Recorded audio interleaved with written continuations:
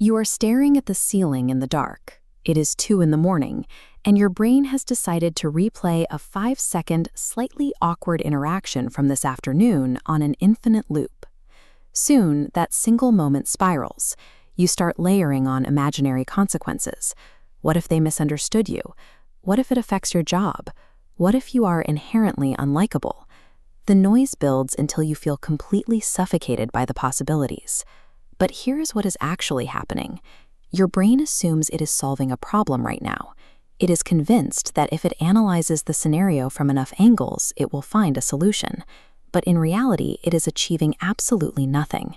Psychologists call this rumination. It is an evolutionary glitch. Our minds are hardwired to scan the horizon for threats to keep us safe. But when that threat detection system latches onto hot thoughts, memories driven by intense anger, fear, or regret, the system gets stuck. You are caught in a physiological trap. The threats you are analyzing are not happening in the present moment, which means there is no actual problem to solve. You cannot use logic to escape a loop that is entirely illogical. We need to separate productive problem solving from unproductive overthinking. Productive thinking moves forward. You identify an issue at point A, follow logical steps, and reach a finite conclusion at point B. Overthinking bends back on itself. You review the same information, hit the same roadblocks, and spin in an endless circle. The strange truth is that your brain often prefers the circle. The sheer momentum of worrying feels like action.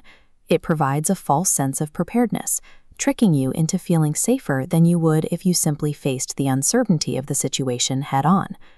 Because your mind believes this spinning motion is useful, you cannot simply reason your way out of it. To stop the cycle, you have to forcefully interrupt it. The first strategy is to name the loop. You have to recognize that your current panic is a mental glitch, not an active crisis requiring an immediate response. Often, you are experiencing a cognitive distortion.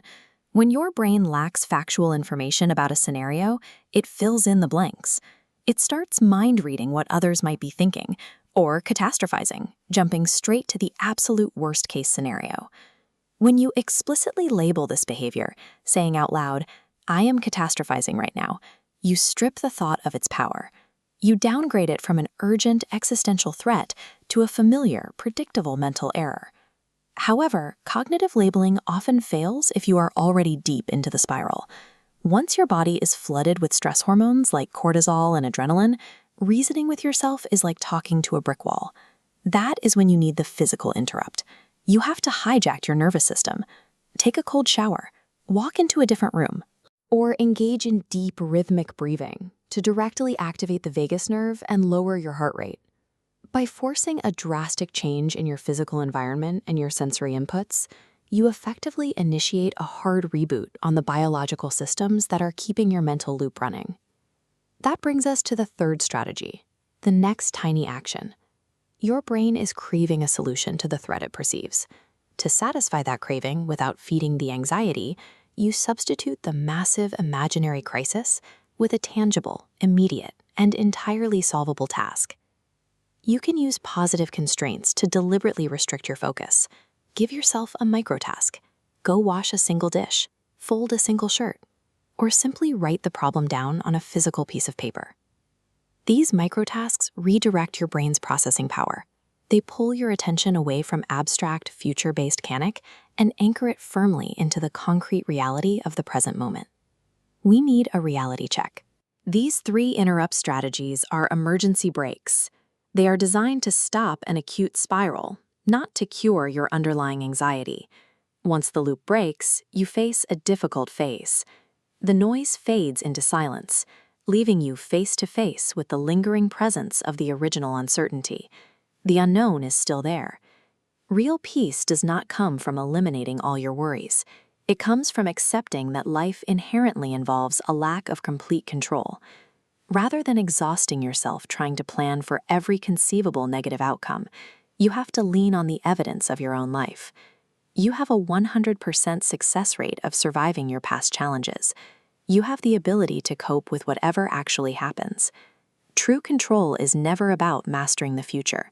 It is solely about recognizing the illusion of overthinking, stepping out of the loop, and mastering your reaction in the present moment. You've managed to quiet the voice in your head. The racing thoughts have stopped, but as your mind goes quiet, your body remains braced. Notice the shallow breath and the lingering tension in your shoulders. This is the danger zone. Your nervous system is still flooded with adrenaline and uncertainty.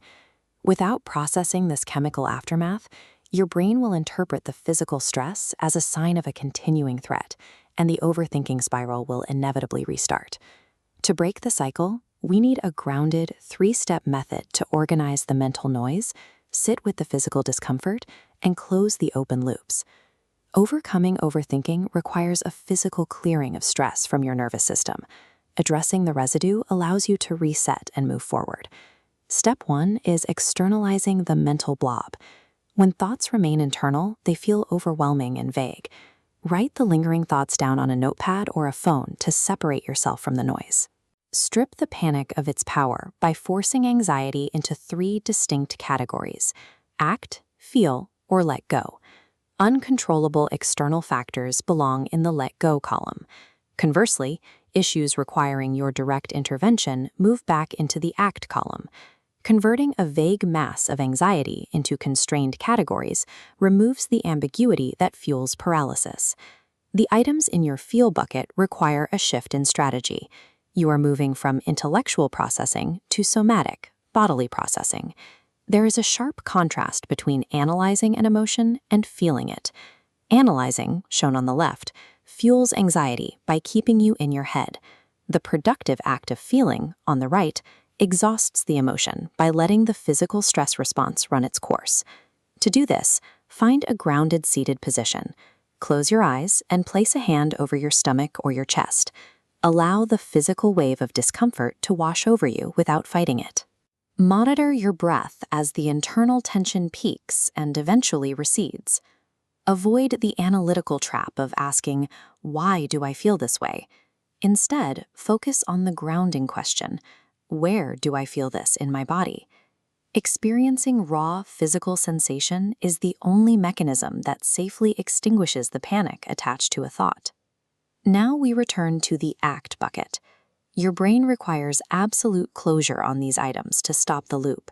Use the micro step. Take the smallest possible action, like drafting a single-sentence email or making a 1-minute phone call. If immediate action is impossible, you must use intentional deferral. You execute an intentional deferral by creating a psychological contract with yourself, explicitly scheduling a time to worry about the problem later. Executing a micro-action or a formal deferral satisfies your brain's evolutionary need for resolution. It effectively tricks the brain into closing its open tabs. Expect the thoughts to return.